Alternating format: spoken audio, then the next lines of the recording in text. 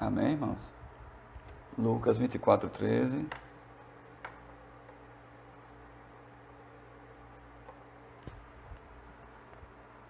Glória a Deus. Alto e claro. Muito bem. Nosso irmão Diogo já deu um feedback aqui com relação ao som. Irmãos, nós vamos ver aqui um texto da parte do Senhor, uma porção da sua palavra, e espero que Deus nos abençoe, certamente nos abençoará, para que nós possamos compreender melhor e aplicar esse conhecimento em nossas vidas. Amém? Diz assim a palavra do Senhor. Lucas 24:13. Eu tenho certeza que nossa irmã Cida, irmão Janilson, estão aí juntamente com Lucas, Julinha, na sua TV, né, acompanhando essa transmissão.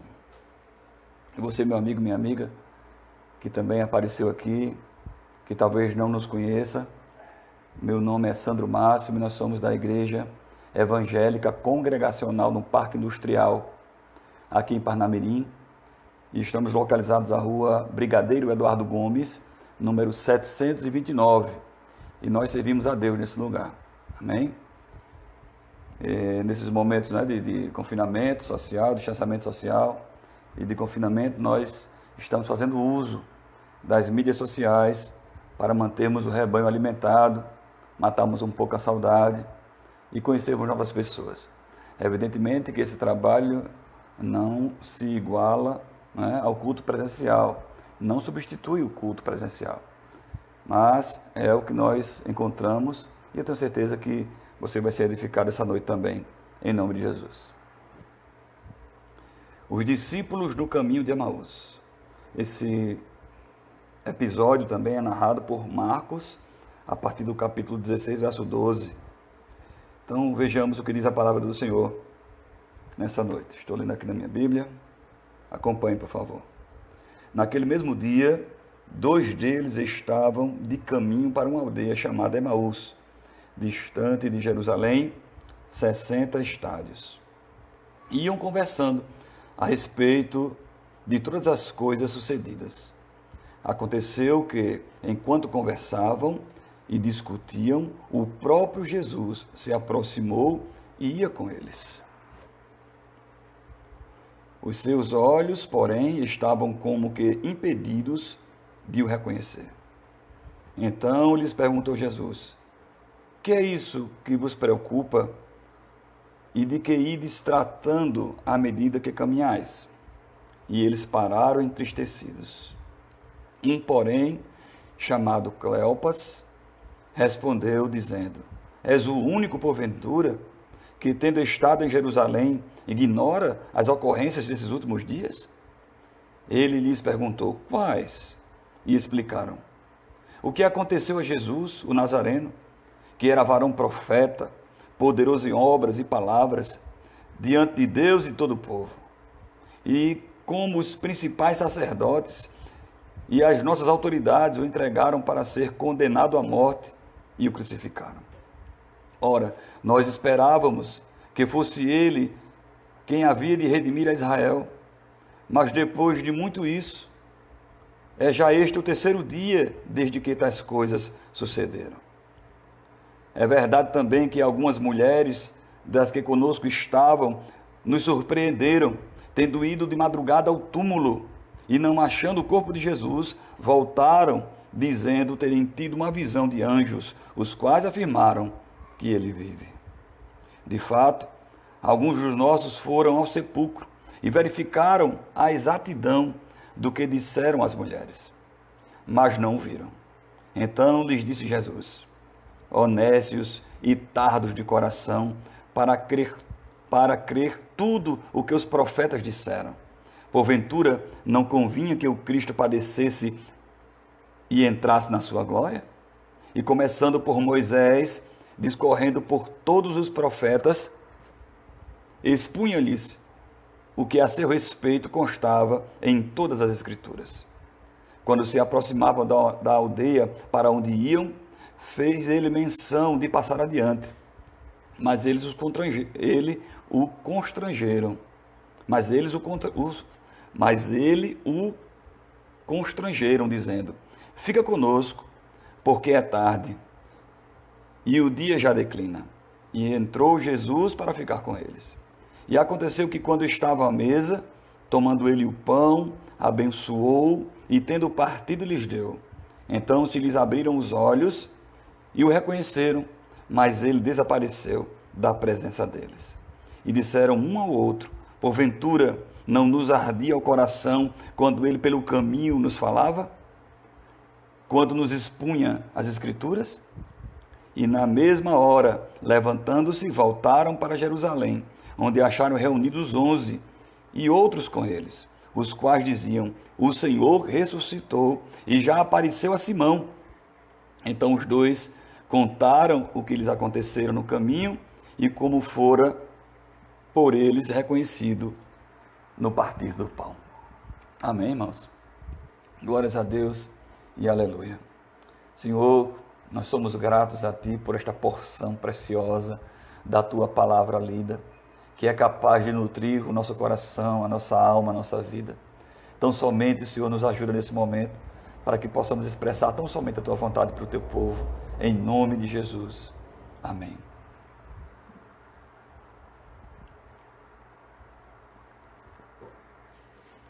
Meus amados irmãos, apenas como introdução ao que nós vamos meditar agora, é bom sabermos que quem escreveu este evangelho foi Lucas, o médico amado, o mesmo escritor de Atos dos Apóstolos.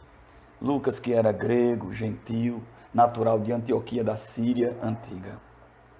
Ele seguiu a Paulo até seu martírio e serviu ao Senhor com perseverança. Ele foi solteiro, sem filhos, morreu aos 84 anos e não se sabe exatamente qual foi o motivo da sua morte. Se ele foi martirizado, se ele morreu em idade avançada, fruto, né, da falência dos seus... Morreu de morte natural, vamos dizer assim, não se sabe ao certo. Mas o que nós sabemos é que ele cumpriu com perseverança o ministério que Deus lhe concedera. E isso é importante. Este evangelho foi escrito por volta do ano 55 a 60, portanto aí mais ou menos, né, antes do ano 70, né, que é onde Jerusalém foi destruída pelo imperador Tito, pelo general Tito na época. Ele é direcionado a uma pessoa que ele identifica como excelentíssimo Teófilo, assim também como Atos também foi a Teófilo, mas não se sabe muito bem quem é essa pessoa, a quem foi dirigida. O importante é que chegou até nós, né? O escritor David Alan Black, no seu livro Porquê de Quatro Evangelhos, né? Ele pergunta porquê de quatro evangelhos, é o título do seu livro. Ele diz, na editora Vida, ele diz que Lucas dirige o seu evangelho aos gregos e apresenta Jesus como homem perfeito, uma vez que os gregos buscavam, através do conhecimento, da filosofia, encontrar a perfeição. Então ele aproveita isso e apresenta Jesus como sendo este homem perfeito que os judeus tentavam buscar através, ou essa perfeição que os judeus buscavam através da filosofia e do conhecimento. Era erudito, né?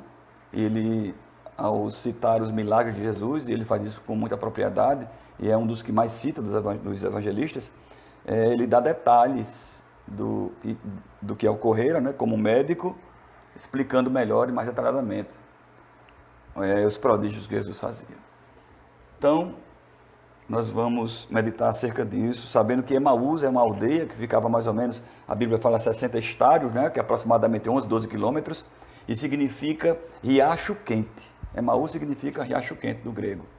Ou Nicópolis, né, também é outro nome para essa cidade, dizem os estudiosos. Mas o fato é que algo interessante aconteceu na vida desses discípulos, que despretensiosamente voltavam para suas casas depois da Páscoa, depois de terem, como o texto que nós lemos aqui, vivenciado a experiência do flagelo de Cristo, da sua prisão, da sua morte, e agora estava vivenciando os primeiros passos, os primeiros acontecimentos da sua ressurreição. Então é esse o contexto. Uma cidade perplexa, com tanto horror. Além de Cristo, mais dois soldados, ou melhor, mais dois criminosos foram crucificados com ele. Então, isso não é uma coisa muito boa de se ver, né? Pessoas morrendo, e logo antes da Páscoa, o feriado tão importante para a vida do povo judeu naquele momento. Então, nós encontramos, como o texto nos diz, e nós, como estamos habituados, vamos analisando aqui versículo por versículo e pedindo a Deus misericórdia para que Ele nos ilumine através do Espírito Santo, para que nós possamos nos alimentar mais uma vez, como nós temos feito ao longo desse tempo, né? Ao longo desse período em que nós estamos aí afastados um pouco do convívio uns dos outros. Então, naquele mesmo dia, ou seja, no dia da ressurreição, era o domingo, aqueles dois homens, dois dos discípulos, né, voltavam para a sua aldeia, chamada Emaús, que significa, como nós dissemos anterior, riacho quente. E era uma caminhada de mais ou menos aí 11 quilômetros, e eles voltavam para suas casas. E iam conversando, evidentemente, a respeito do que aconteceram nos dias anteriores, a sua perplexidade, né, as suas perspectivas sobre a pessoa de Jesus Cristo, e agora, né, o que seria de nós, o que vai ser de nós, o que vai ser do povo, conversando o que seria o mais natural de se fazer naquele momento. Mas durante a sua caminhada, isso é registrado, né, algo inusitado acontece.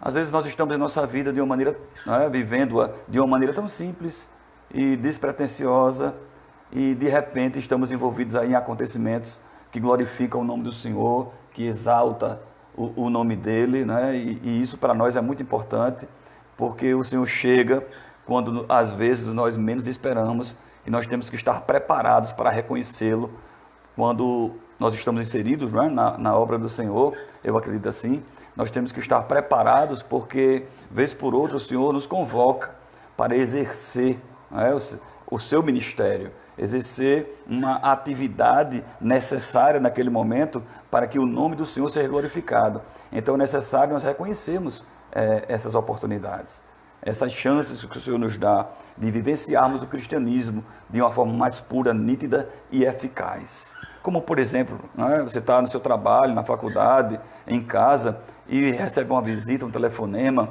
e alguém está aflito, né, e busca um conselho, e busca algo de nós que possa aliviar. Isso são oportunidades, aliviar sua dor, isso são oportunidades que Deus nos dá de exercermos a cristandade. E nós temos que estar capacitados a identificar estas ditas oportunidades para que o nome do Senhor seja glorificado, para que não possamos perder essa oportunidade, chegarmos à conclusão ao passar por uma situação dessa: poxa, perdi a oportunidade, eu podia ter falado de Jesus, né? Eu podia ter dito uma palavra que edificasse a pessoa, que acalmasse seu coração, que trouxesse paz naquele momento. Então, fiquemos atentos às oportunidades que o Senhor nos dá, porque Ele chega assim de mansinho, né? Ele chega de uma maneira sutil, muitas vezes, e nós temos que absorver isso. Eu vou ficar de cabeça baixa em alguns momentos, porque eu estou lendo, tá certo? Então aconteceu que enquanto conversavam e discutiam, o próprio Jesus se aproximou e ia com eles. Ele ia, já imaginou, irmão? O Jesus ressurreto acompanhando os dois discípulos.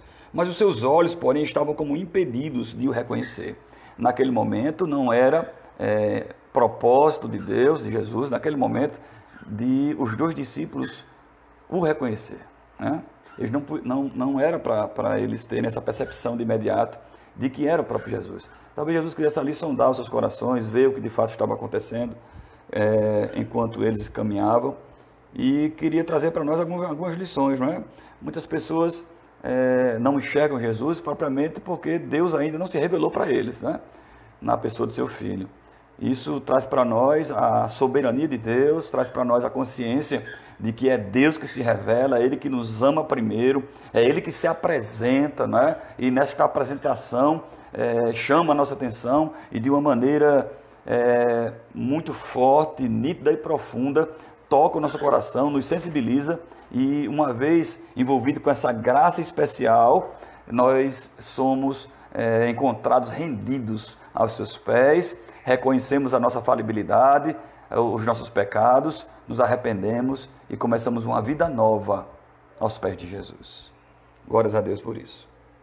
Então, eles não podiam reconhecer Jesus naquele momento. Os seus olhos estavam impedidos, diz a palavra do Senhor, de o reconhecer. Então, no verso 17, então Jesus perguntou: que é isso que vos preocupa? E de que tanto ides tratando à medida que caminhais? Jesus dá uma de desentendido, evidentemente, que ele sabe todas as coisas, mas para extrair daqueles homens o que estava nos seus corações, ele lhes faz essa pergunta. Às vezes, irmãos, as adversidades, os questionamentos vindo da parte de Deus para nós, os obstáculos que às vezes surgem diante de nós, é para que nós possamos extrair ou expressar realmente o que está guardado em nosso interior, o que está dentro de cada um de nós. E as adversidades também têm esse papel, de nos forçar contra a parede e extrair de nós aquilo que verdadeiramente somos.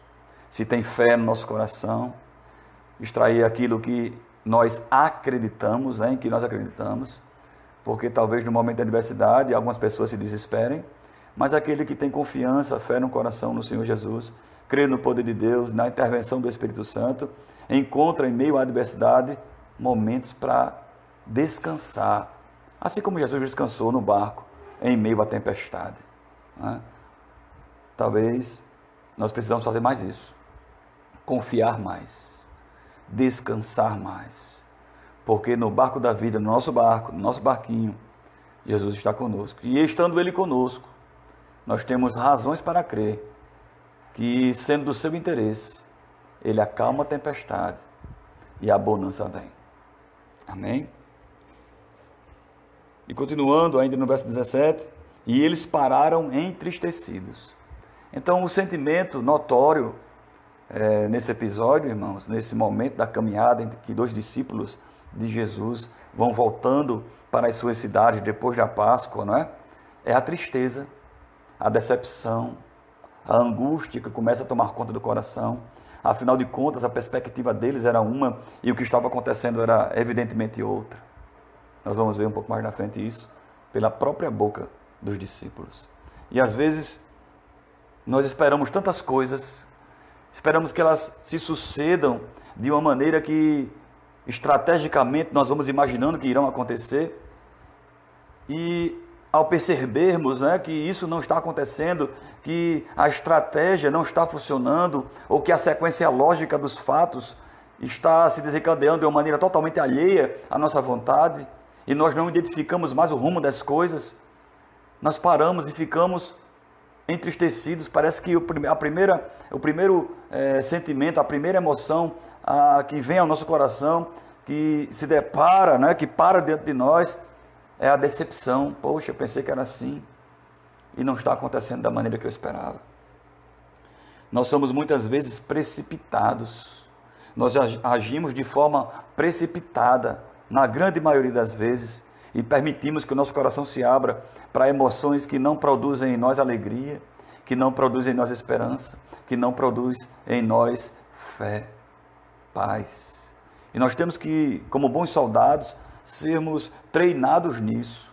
A palavra do Senhor nos treina para essas circunstâncias. Estarmos preparados para o dia da adversidade, termos reservas de fé, para que ela possa nos manter de pé e firmes, e que outras pessoas, ao nos verem, mediante tal dificuldade, nos vejam como exemplo, e sintam vontade e desejo de caminhar junto a Cristo, justamente por vê-lo em nós, identificá-lo em nós.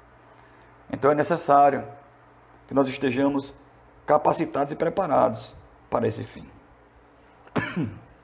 Desculpe, irmãos, eu tusso muito. Então, eles entristecidos, no verso 18, começam a falar.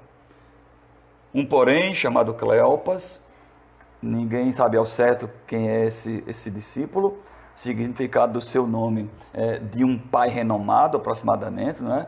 Então nós não temos aí da parte da Bíblia nada que venha exemplificar ou esmiuçar quem era esse discípulo. E só nomeia um dos dois.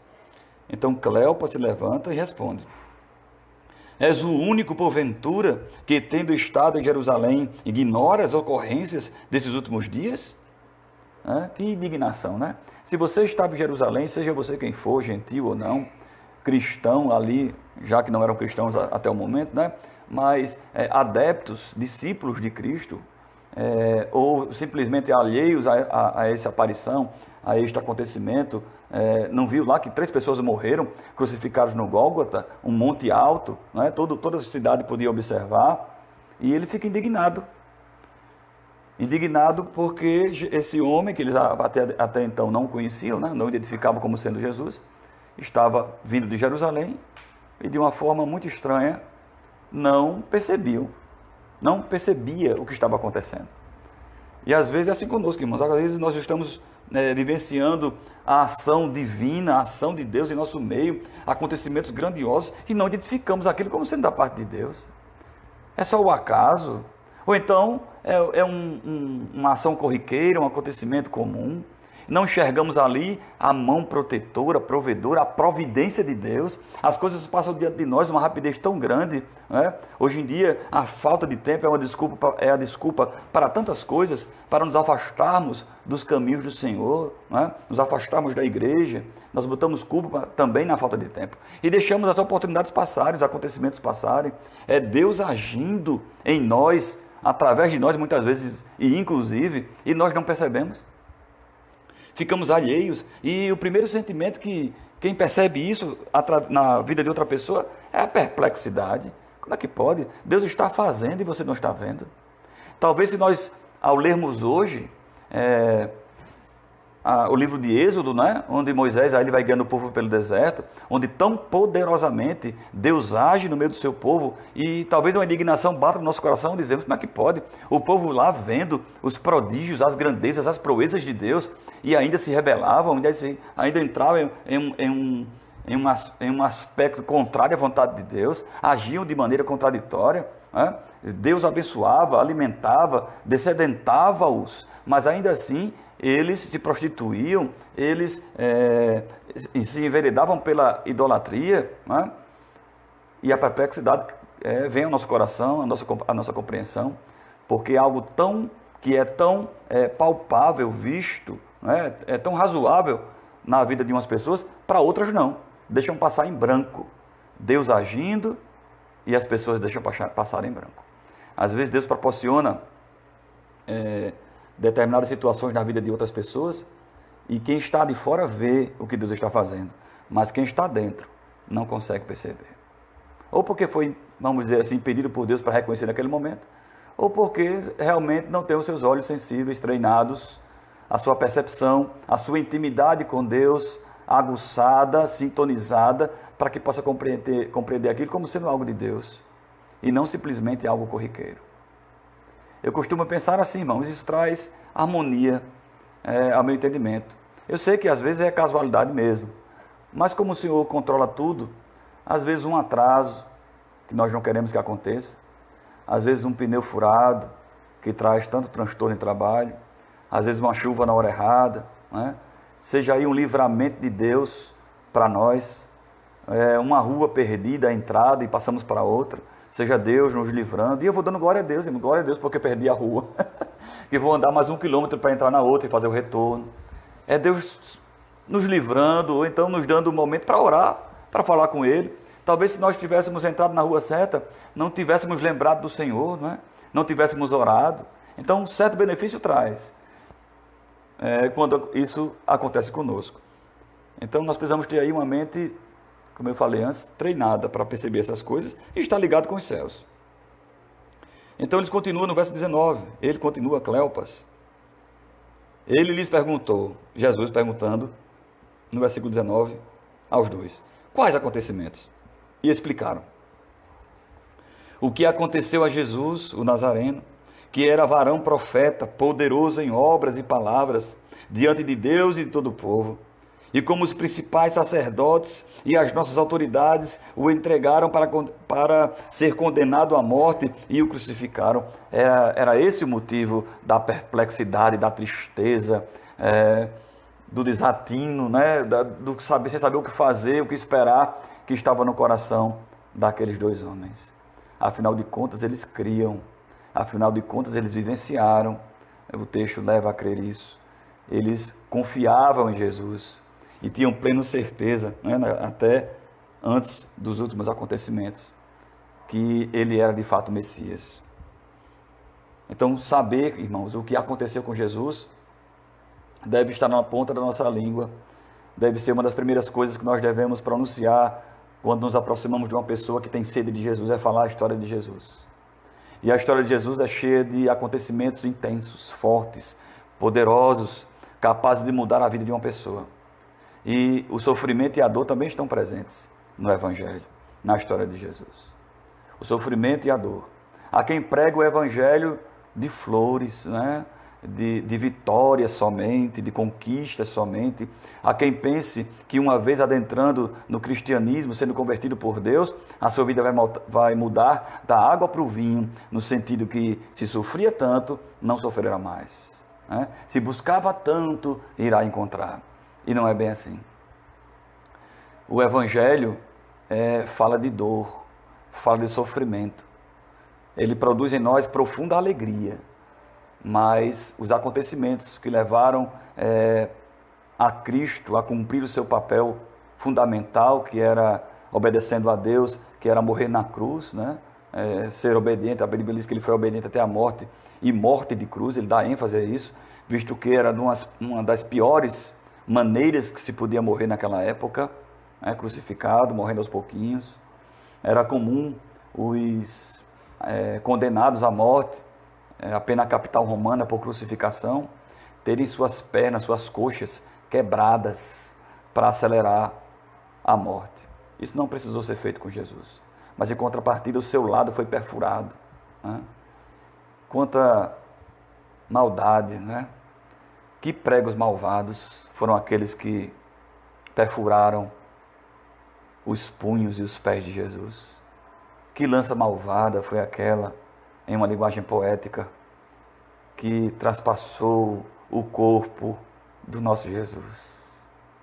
Mas estava tudo dentro de um propósito, irmãos.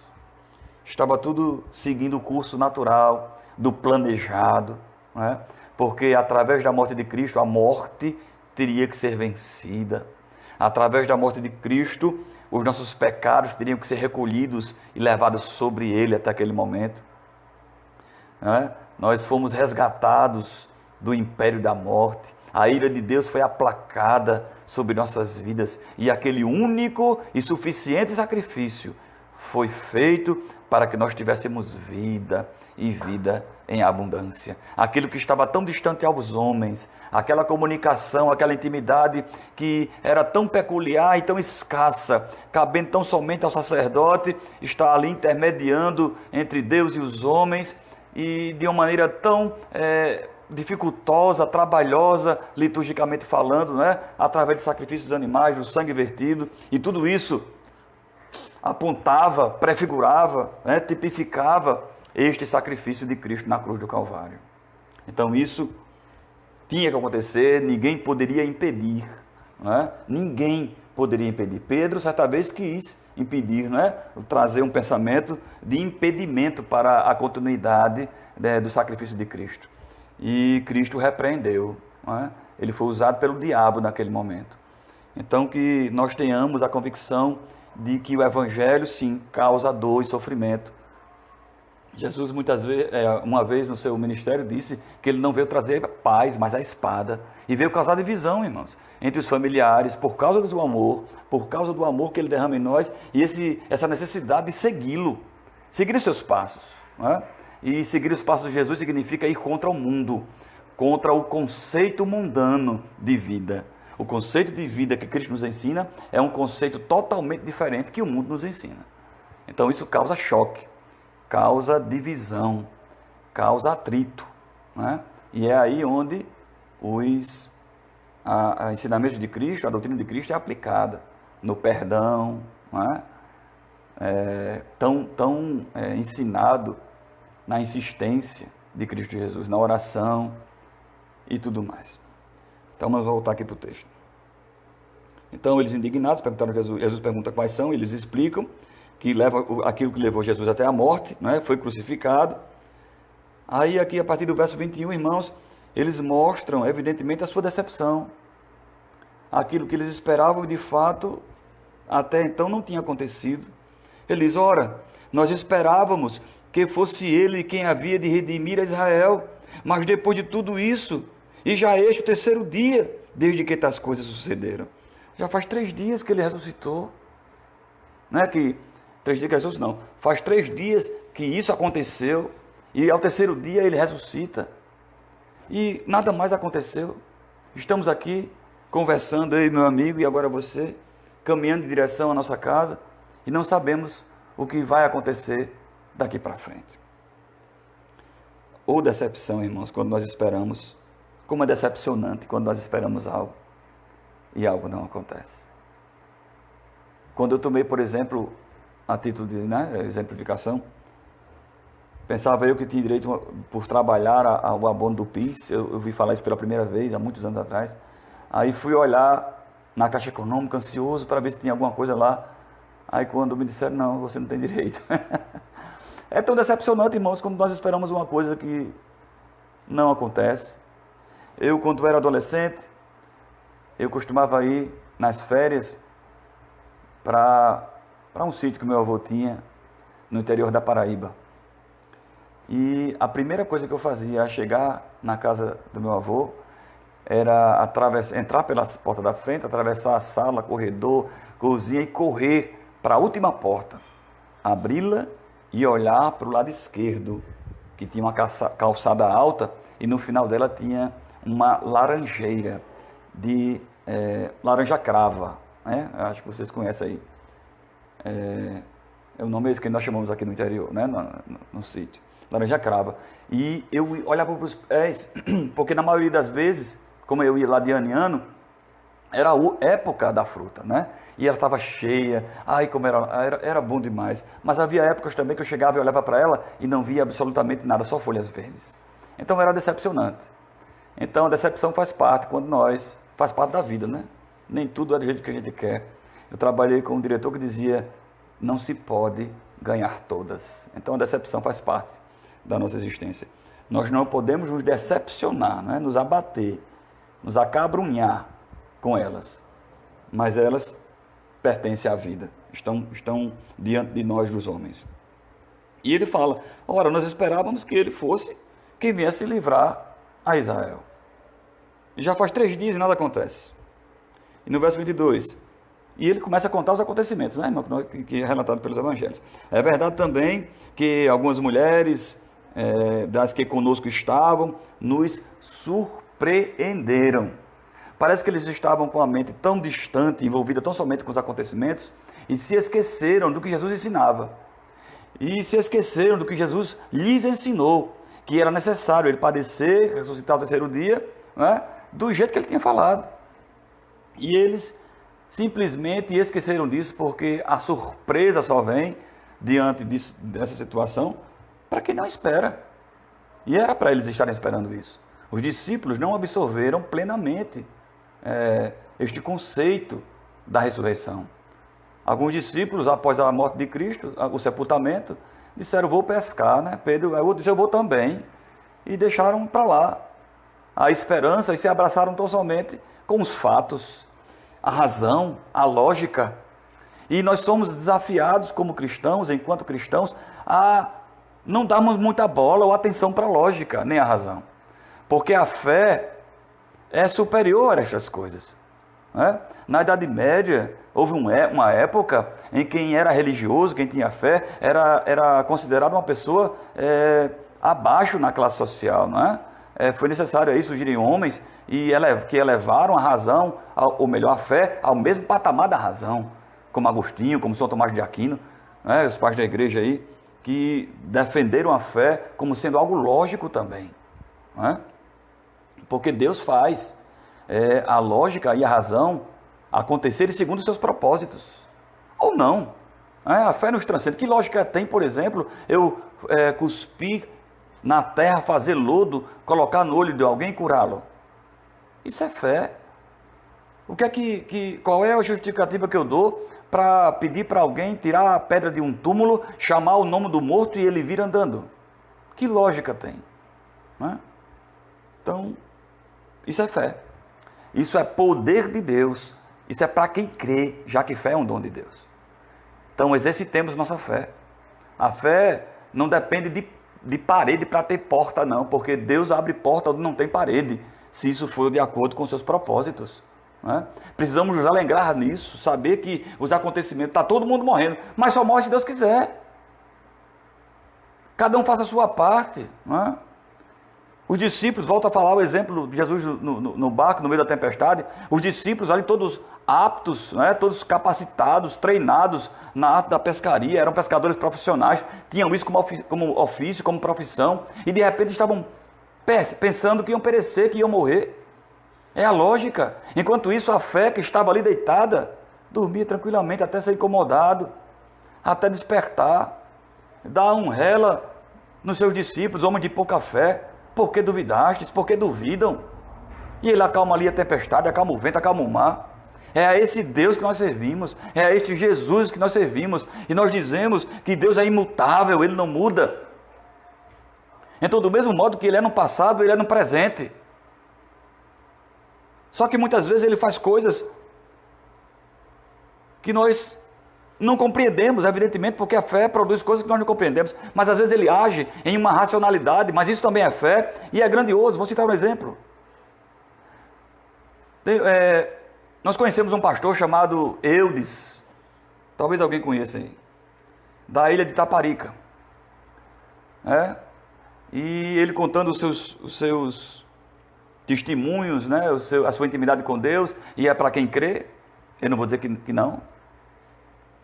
E ele sendo pastor nessa ilha, o marido de uma das irmãs da sua igreja começou a persegui-lo, de maneira tal que ele ficou perplexo, ficou perturbado, e quando ele ia de casa para a igreja, passava na frente da casa desse cidadão, e ele era construtor, segundo o testemunho do pastor Eudes.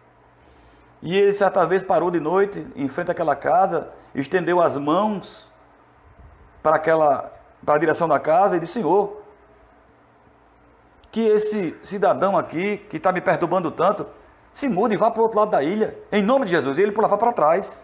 E na frente da casa tinha bitoneira, as máquinas próprias de um construtor, que trabalha lá na construção. E ele pulava para trás, pensando que as máquinas iam sair voando em direção do outro lado da ilha, a casa ia ser arrancada do chão e levada para lá, porque ele já tinha tantas experiências com Deus, e ele achava que aquilo para Deus era nada. Deus podia fazer aquilo. Mas de fato que ele pediu umas 3, 4 vezes aquilo, pulando para trás, segundo ele, e nada acontecia, nada aconteceu, e ele foi para casa, cabisbaixo. Passaram-se alguns dias, pelo mesmo caminho ele vai passando, e vê um caminhão-truque, aquele, né, que tem um guincho, caminhão-guincho, melhor dizendo, colocando um muque, né, que chama, colocando as máquinas em cima, em cima do caminhão. E tinha um menino, ele chamou: menino, vem cá. O menino se aproximou e ele perguntou: o que é isso que está acontecendo? Ele disse: não, é que meu pai vendeu a casa e nós vamos morar no outro lado da ilha. Então Deus atendeu a oração do seu servo. Não do jeito que ele esperava, né? Não de uma maneira fantástica, né? Já imaginou se alguém visse e filmasse? Bitoneira voando sobre a ilha de Taparica, no jornal, né? Isso não seria salutar. Seria algo levado para qualquer direção, menos para Cristo. Mas Deus age. Deus faz coisas segundo os seus propósitos, segundo os seus planos, né? Segundo a sua lógica e não a nossa. Então Ele pode sim, de uma maneira miraculosa, sobrenatural, fazer um milagre do dia para a noite, de maneira que nós não possamos explicar. E Ele pode usar sim os acontecimentos naturais para atender às nossas orações, às nossas necessidades, de acordo com os seus propósitos. Amém? Glória a Deus. Todos vocês que estão chegando aí, sejam bem-vindos. Amém? Vamos aqui meditando na palavra do Senhor. Então, eles ficaram surpreendidos no versículo 22 de Lucas 24, né? Os discípulos no caminho de Emaús, estamos lendo, para você que está chegando agora.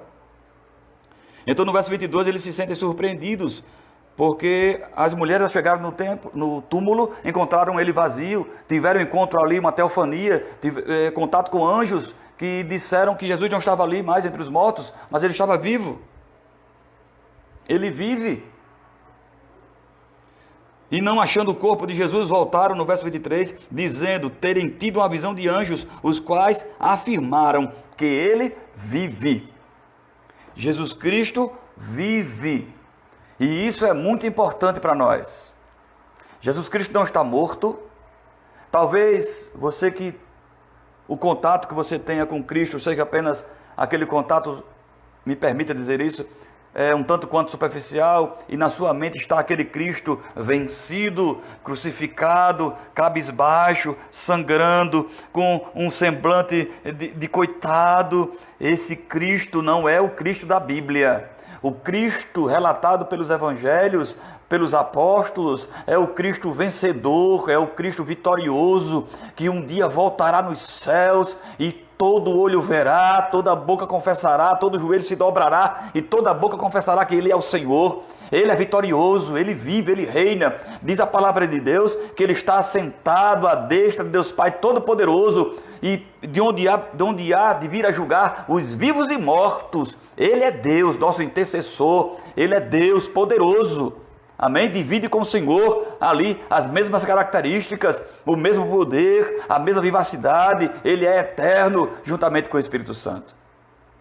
Então, o Deus vencido não é o Deus da Bíblia. O Jesus vencido não é o Jesus da Bíblia. Ele é vitorioso. O anjo afirmou: Ele vive. Ele venceu a morte. Ele venceu a morte. E nós sabemos que o aguilhão da morte é o pecado.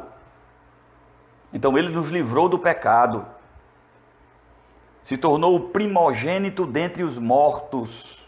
Aquele que teve o corpo glorificado. Aquele que ressuscitou dentre os mortos, vitorioso. E a Bíblia nos promete que, do mesmo jeito que Jesus teve o seu corpo glorificado, o nosso corpo será semelhante ao dele. Aleluia. Isso alegra o seu coração, irmão? Saber que, do mesmo modo que Jesus é, nós seremos um dia, a semelhança do seu corpo glorificado, seremos do mesmo jeito. Ele vive. Jesus é homem, ao mesmo tempo também é Deus. Nessa união hipostática, difícil de se explicar, mas Ele é 100% homem, Ele é 100% Deus. Ele nunca abriu mão de nenhuma das duas naturezas. Então, por ter passado o que passou, vivenciado o que viveu aqui na terra, desde o momento em que Ele se encarna, né, que o Verbo se torna carne e habita entre nós, Ele tem as nossas experiências, sabe o que nós passamos, o que nós vivemos. Não é à toa que Ele é intercessor. Ele sabe o que se passa com você e comigo. Então não é momento para desespero, seja por que motivo for.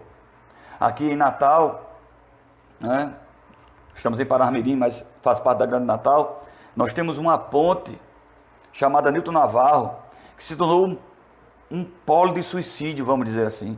As pessoas vão para lá e lá saltam, de tão alto que é. A grande maioria, se não todos, ao fazerem isso, morrem. Então um grupo de irmãos está ali 24 horas se revezando, tentando fazer com que as pessoas não levem a cabo esse objetivo, tirar sua própria vida. E talvez a ciência, ou melhor, talvez o conhecimento que falta no coração dessas pessoas que pensam isso, é que Jesus vive. E sendo Ele Deus, passou o que passou. Foi moído, foi pisado, foi moído por nossas transgressões, mas foi vitorioso no final.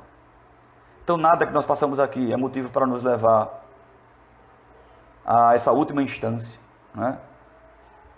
Os problemas e tudo mais. Eu sei que existem, e não vou entrar nesse mérito, circunstâncias hormonais, né? Doenças, patologias que levam até isso, ansiosidade, depressão, esse tipo de coisa. Mas Deus é sobre tudo isso. Jesus é sobre tudo isso. E Ele nos dá vida. Amém? Vida em abundância. Então, no verso 24, de fato, alguns de nós foram ao sepulcro comprovar aquilo que as mulheres tinham dito, e verificaram a exatidão, do jeito que as mulheres falaram, ali aconteceu. Ah, como é bom servir a Jesus. Esse é o grande fato, irmãos, que difere Jesus de todos os outros líderes religiosos que já passaram pela terra. Maomé, sabe-se, em tese, onde é o seu túmulo. Buda, Allan Kardec, vai imaginando aí, Confúcio, né? Filósofos, todos eles, todos esses homens que construíram aí um manual para se guiar, para se ter uma vida melhor, buscar aí o nirvana, buscar a transcendência da sua maneira, na sua experiência, todos eles morreram. O fato que evidencia que Cristo é o Filho de Deus é que ele venceu a morte. Deus o ressuscitou dentre os mortos. Por isso ele é Deus. Se Jesus Cristo tivesse morrido e seu túmulo fosse encontrado e ele não fosse ressuscitado e ele não tivesse ressurgido dos mortos, ele só seria mais um. Mas ele venceu a morte. Isso para nós é motivo de alegria, de júbilo, de festa. Em nome de Jesus. E essa festa é realizada dentro do nosso coração. Muitas pessoas às vezes precisam de amuletos, precisam de coisas físicas para perceberem a sua fé. É como se parte daquilo que acreditam estivesse fora de si. Mas o Jesus que nós servimos, ele ocupa um lugar especial dentro de cada um de nós. Na pessoa do Espírito Santo, que se alegra com o nosso próprio Espírito e evidencia, nos dá a certeza de que nós somos filhos de Deus. Então nós não precisamos de amuletos. Eu não tenho que olhar para ninguém fora de mim, para uma imagem, para uma foto, para lembrar de alguém, para que isso me traga fé. Nós não precisamos disso, porque a fé já foi colocada dentro de cada um de nós e ela tem que ser desenvolvida à semelhança da parábola do grão de mostarda. Tem que crescer. E só cresce com experiências, com busca, com oração, com intercessão, com leitura da palavra, vivenciando uma cristandade real e não fictícia. Nós não vivemos um cristianismo de domingo. É um cristianismo de vida, diuturna. É por isso que isso aumenta a nossa responsabilidade. Nós não precisamos de amuletos para aumentar nossa fé. Lutero falou sobre isso.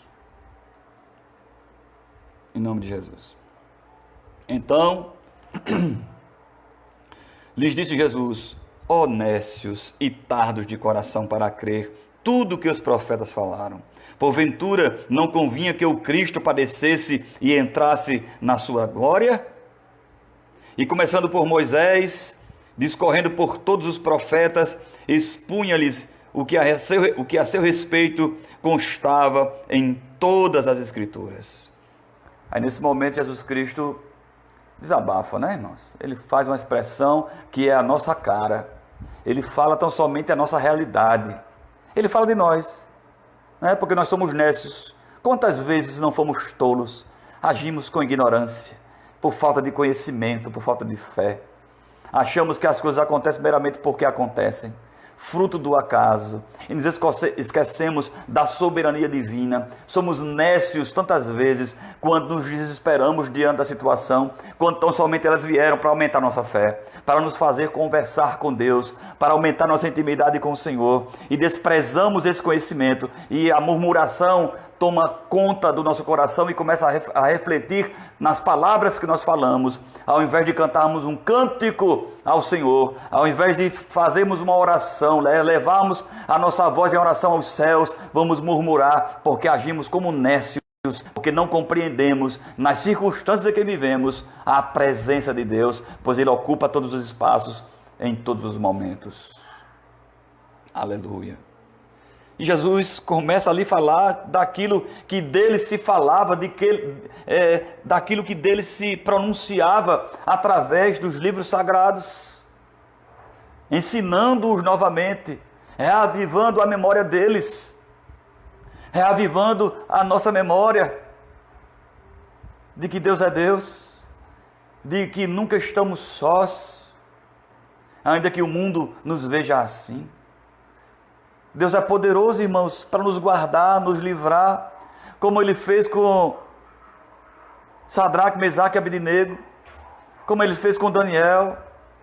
Aí não importa já, irmãos, se a fornalha está acesa normalmente ou 7 vezes mais. Não importa se é um leão, 2 ou 3, e se estão há muito tempo sem comer, não importa. O que importa é que Deus é glorificado na situação. E quanto mais poderosa ela é, quanto mais impossível aos olhos dos homens ela é, mais o seu nome é glorificado, mais o seu nome é exaltado. Aleluia. Então nós não devemos temer mal algum. A única coisa que nós devemos temer é agredir a santidade do Senhor. A única coisa que nós devemos guardar no coração para refrear nosso pé é a nossa língua, é para pecar, é para não pecarmos, para não agredirmos a santidade de Deus, e fazemos isso com tanta frequência e com uma simplicidade tão grandiosa, às vezes percebendo, às vezes sem perceber, mas nós agredimos a santidade de Deus todos os dias, com mentirinhas, com omissões, com pensamentos, com palavras, com ações, de tantas maneiras. Há um leque aí grandioso que nós fazemos uso para nos afastarmos de Deus e agirmos como nécios. Sejamos firmes e fortes, e o nosso sim seja sim, e o nosso não seja não, doa a quem doer. Vamos usar com as ferramentas que nós temos, que Deus nos deu. Eu aprendi isso com nossa irmã Carla, esposa do nosso pastor Carlos Fernando. Deus não tem compromisso com a mentira. E isso só aumenta a minha responsabilidade e a sua como cristão. Eu não estou dizendo que nós não mentimos. Eu estou dizendo que nós temos a responsabilidade aumentada para não fazê-lo, para lutarmos, irmos de encontro a este impulso tão humano, tão comum, tão corriqueiro. As pessoas não têm mais palavra. Antigamente, quando você ia comprar alguma coisa, o irmão dizia que era crente, você tinha crédito. Hoje em dia, dificilmente, você usando esse artifício, dizendo que é cristão evangélico, que é crente, você vai conseguir crédito em algum lugar. Muito pelo contrário, vão desconfiar de você, porque por causa de um todos pagam. A semelhança dos falsos líderes, dos falsos profetas, que enganam o povo, que roubam o povo, que extorquem. Por causa deles todos pagam. Quantas igrejas com homens sérios, tementes a Deus, estão sofrendo porque muitas pessoas deturpam, mudam, modificam, mudam o rumo, o significado e o sentido de ser de uma igreja, por causa de uns poucos ladrões. Mas o bom é saber que a Bíblia nos fala sobre isso, né, irmãos? A necessidade da vinda dos falsos profetas. A Bíblia nos alerta contra eles. E estão debaixo do jugo e da justiça de Deus. Um dia ela virá. Se virá. Vamos continuar, irmãos, para finalizar. Caminhando para o final. E Jesus expôs a eles as Escrituras. E no verso 28, quando se aproximava da aldeia de Emaús, para onde ia, fez ele menção de passar adiante. Mas eles o constrangeram, dizendo: fica conosco, porque é tarde e o dia já declina. Como diz a canção de Eliezer Rosa que nós ouvimos no início, né? Já se faz tarde, fica conosco, Senhor. Que oportunidade. Você e eu temos a oportunidade, irmãos, de fazer esse convite ao Senhor: fica conosco. Sabe como? Sabe aquele culto que nós estamos presentes lá, todo mundo junto, que parece que o céu desce, a presença do Senhor é constante, e o Espírito Santo de Deus se agita dentro de você, e você está ali perplexo: Senhor, o que é isso? Que alegria é essa, no bom sentido, né? E que coisa maravilhosa, nós somos surpreendidos com a presença do Senhor, e é tão marcante, e nós choramos, nós glorificamos, damos glórias a Deus e aleluias, e é tão bom, e queríamos que o Senhor viesse nos buscar naquele momento. Aí o culto acaba, e é hora de ir para casa. Então é momento também de nós dizermos ao Senhor, falarmos para Ele: Senhor, vem conosco, vamos lá para casa.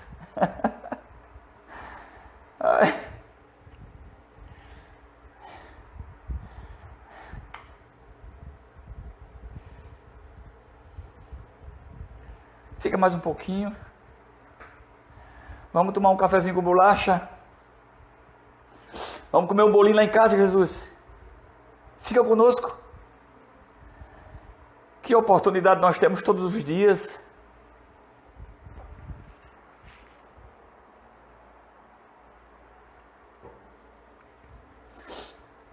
De chamarmos a presença do Senhor para ficar conosco. Eu tenho um hábito, irmãos, que quase sempre, não é sempre não, mas quase sempre, eu me dirijo para o meu trabalho pela manhã orando, que eu chego no trabalho, não sei nem para onde eu vim, muitas vezes. Com cuidado, com prudência, mas ligado com os céus. Na perspectiva de não perder as oportunidades, e a gente perde muitas, de glorificar o nome dele no nosso dia a dia. Nós não devemos tão somente esperar os dias de culto, o dia de nos encontrarmos no templo, para nos alegrarmos, porque Deus tem a infinita capacidade de nos alegrar a todo momento, a todo instante, como nesse momento, como agora. E como é bom nos alegrarmos, irmãos, e quando eu me alegro, você sabe, você me conhece um pouquinho aí, os que estão conosco. Eu me emociono muito facilmente e choro como criança nos pés do Senhor. Sinto prazer nisso, É sinal que a sua palavra está penetrando eficazmente no meu coração e acendendo também em mim luzes de advertência, cobrando de mim mais veracidade e verdade. Porque a palavra tem essa capacidade de nos limpar. Nós vimos isso na reflexão passada. Vamos ler. Como é bom meditar na palavra do Senhor, né? Sem enfeite. É o evangelho raiz, como costumam dizer agora, né? Puro e simples. Puro e simples. É isso aqui que é capaz de fazer com que pessoas tenham vida, que saiam da escravidão do pecado. Assim o Senhor Deus queira. Então ele entrou e eles disseram no verso 29, né? Mas eles o constrangeram, dizendo: fica conosco, porque é tarde e o dia já declina. E entrou para ficar com eles. Jesus entrou, irmãos. Ele queria usufruir ainda da presença daquelas pessoas. Então não acaba só no culto, não. Chama para casa que ele vem. Ele está aqui comigo ao meu lado, está aí com você ao seu lado, né? Ouvindo, compartilhando na pessoa do Espírito Santo tudo que acontece. Então, verso 30, e aconteceu que quando estavam à mesa, tomando ele o pão, abençoou, e tendo partido lhes deu. Então lhes abriram os olhos e o reconheceram, mas ele desapareceu da sua presença. Que coisa linda, irmãos. Desculpe mais uma vez. Jesus Cristo estava participando de uma caminhada com aqueles homens. Os seus olhos foram impedidos por Deus de reconhecerem Jesus como sendo quem ele é. Mas depois de estarem com eles, entrarem em sua casa, chegando em Emaús, né? Chegaram em sua casa, foram cear, foram para um momento de comunhão íntima. E essa passagem trata disso, de comunhão, do desejo que Jesus quer de estarmos juntos no partir do pão.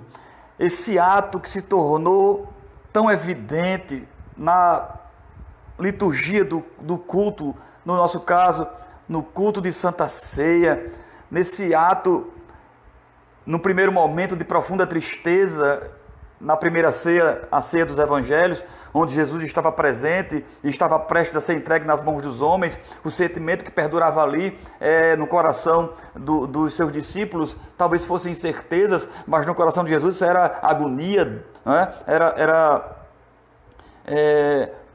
tristeza mesmo, né? Porque ele estava ali cumprindo na sua oração no Getsemane. Ele perguntou ao Pai se possível fosse passar aquele cálice, aquele momento, mas que fosse feita a sua vontade, porque ele foi obediente até o fim, nós sabemos disso.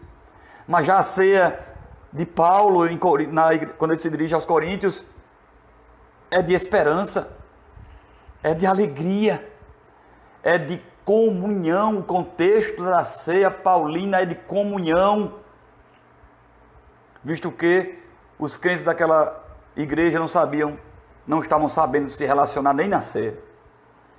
Então Deus é tremendo, se utilizou de um ato tão profundo e tão importante para a vida cristã hoje, para que as vendas dos olhos daqueles dois homens fossem retiradas e eles pudessem reconhecer do seu entendimento, reconhecer quem estava com eles todo esse tempo.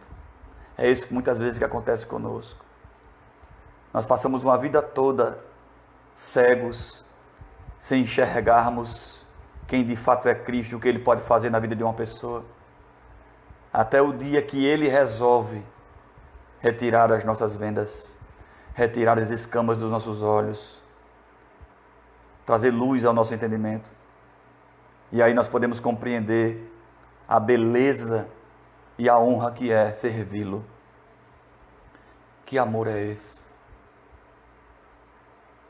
Que amor é esse? Que transcende o nosso entendimento, que nos constrange, que nos faz querê-lo, desejá-lo, que nos faz abrir mão de nós mesmos para agradá-lo. Tem sido assim a sua vida? Tem sido assim a sua vida? Você tem aberto mão de coisas suas para beneficiar terceiros, outros? Isso se chama altruísmo. Esquecer de si e lembrar do outro. Como é bom amar a Jesus e ser amado por Ele. Como é bom ter esse relacionamento com o Senhor. E eles reconheceram, depois que reconheceram, Jesus some. Com licença, irmãos.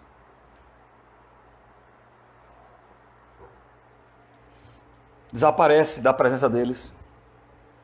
E o que acontece, irmãos? Eles reconhecem, não é? Depois que Jesus aparece no verso 32, e disseram um ao outro: porventura não ardia o coração quando ele pelo caminho nos falava, quando nos expunha as Escrituras? E isso traz alegria para o meu coração, irmãos, porque as Escrituras, quando são lidas com o desejo, quando nós lemos a Bíblia com o desejo de realmente saber o que está acontecendo, mastigando, ruminando, ali pedindo ajuda ao Espírito Santo para uma correta compreensão, esta leitura, este conhecimento, esta exegese causa calor no nosso coração, ardor no nosso ser. Nenhum outro livro é capaz de fazer isso, porque este livro é vivo. Ele traduz o que Deus quer de nós. Muitas vezes as pessoas querem dizer assim: Deus não fala hoje. Deus fala, e com voz de trovão, e com som de muitas águas, quando nós abrimos a Bíblia e lemos, ouvindo Deus falando a nosso respeito e a respeito dele. A palavra é viva, irmãos, e causa esta alegria dentro de cada um de nós. Se mantenha firme nos seus caminhos, se mantenha firme, porque quando nós meditamos nas Escrituras, isso causa em nós alegria, intensidade. Nós temos que procurar falar de Jesus com intensidade. Irmãos, eu sei que todas as coisas são Deus, é Deus que faz, né? Todas as coisas são feitas por Deus, melhor dizendo. E Ele age na vida de cada um conforme lhe apraz. Mas eu em particular, irmãos, eu gosto muito quando Deus fala de forma intensa, e eu sinto isso no meu coração. E isso é expressado pelo corpo, porque o corpo fala, o corpo se expressa. E expressar alegria, expressar contentamento após ouvir e meditar na palavra do Senhor é algo que traz alegria ao nosso coração. E na mesma hora, irmãos, que eles reconhecem isso, não é? Pegaram detalhes da caminhada, quando eles vinham vindo, conversando com Jesus, e Jesus lhes expondo as Escrituras, e eles lembraram disso, e dizem: olha, é por isso que quando nós ouvimos ele falando das Escrituras, alguma coisa acontecia dentro de mim, não é? Acontecia dentro de nós, e era uma coisa gostosa, uma coisa boa, coisa que o mundo não conhece. O mundo pensa que o Evangelho produz morte, produz mesmice, produz ócio. É muito pelo contrário. O Evangelho dentro de cada um de nós produz vida, e vida em abundância, alegria que o mundo não é capaz de se assemelhar, de produzir. O mundo é pequenininho demais em se comparando à grandeza do nosso Deus e do que Ele pode proporcionar dentro de cada um de nós, através do seu Santo Espírito. Este Espírito que está dentro de mim, está dentro de você. Esse Espírito que nos faz andar, que nos faz marchar, que nos faz levantar de dia, que nos faz reconhecer os nossos pecados, que nos faz nos arrepender e continuarmos a nossa jornada. Isso é Deus em nós, isso é Deus em nós, irmãos. Aleluia! Oh, maravilha! Glórias a Deus! Espero que você esteja se alimentando aí dessa alegria, irmãos. Proveniente da Bíblia, não de outro lugar. Proveniente do Espírito Santo, não de outra pessoa. É Ele. Aleluia. Deixa eu aqui desembaçar os olhos. E depois de tudo isso, eles se levantaram, irmãos. Eles tinham caminhado 11 quilômetros aproximadamente. Estavam cansados. Tinham se alimentado. E a primeira coisa que fizeram, depois de descobrirem que de fato aquele era Jesus, foi se levantarem e voltarem para Jerusalém. Eles voltaram para Jerusalém. Levar essa boa notícia, essa boa nova, de que de fato Cristo ressuscitou e estava com eles, e eles perceberam isso no partir do pão. E que saudade nós estamos de partir o pão. Já visto que o nosso culto da ceia não será transmitido pelas mídias sociais, porque foge totalmente o motivo pela qual ela foi criada. É comunhão, é estar junto. E aqui, fisicamente, nós não estamos. Vai chegar o dia do nosso culto de ceia. E eu acredito que, independentemente de ser primeiro domingo do mês, como é o nosso caso, ou não, quando nós marcarmos o nosso culto de retorno na igreja, vai ser culto de Santa Ceia, comemorando esse acontecimento. O Senhor ressuscitou e já apareceu a Simão quando eles ouviram isso lá em Jerusalém. Então os dois contaram o que lhes aconteceram no caminho e como fora por eles reconhecido no partir do pão, minha gente. Meus irmãos e amigos, é no partir do pão, é no estar junto, é no congregar. Nós sabemos que, nós costumamos dizer que nós somos família, né? E isso retrata muito bem. A ECPI é uma família. E a nossa congregação, a nossa pequena comunidade retrata muito bem isso. Como na família nós temos problemas, como na família nos preocupamos uns com os outros, como família rimos juntos e choramos juntos. Então isso é muito bom. Deixa só eu agradecer, irmãos, agora as pessoas que estiveram conosco, algumas delas, né? Para nós podermos encerrar o culto, para a honra e glória do Senhor. O culto não, eu falo culto, mas culto é quando nós estamos juntos, é a igreja exercendo, não é, esse ofício. Eu estou aqui transmitindo apenas uma reflexão da parte do Senhor, que faz com que o seu coração aí seja alimentado em nome de Jesus. Então nosso irmão Diogo, nosso irmão Jailson, Andréia, Régia, e vai aqui os comentários das pessoas, nossa irmã Josélia, Fernando Cabral entrou, meu irmão Fernando Cabral, quantas emoções, né? Nós já vivemos no Senhor juntos, Deus te abençoe, Erlineide, irmã Erlineide, Fernandinho, todo mundo, em nome de Jesus. Nosso irmão Carlindo Augusto, que trago no meu coração tantas experiências boas, homem altruísta, que exerce o amor de uma maneira como poucos. Carlindo Augusto, nossa irmã Marília, Daniela Santos entrou lá do Rio de Janeiro, Lucas Taveira, Felipe Cross, Jeane Santos, Nina Costa, esposa do nosso querido irmão Carlos, a quem manda um abraço e a paz do Senhor em nome de Jesus.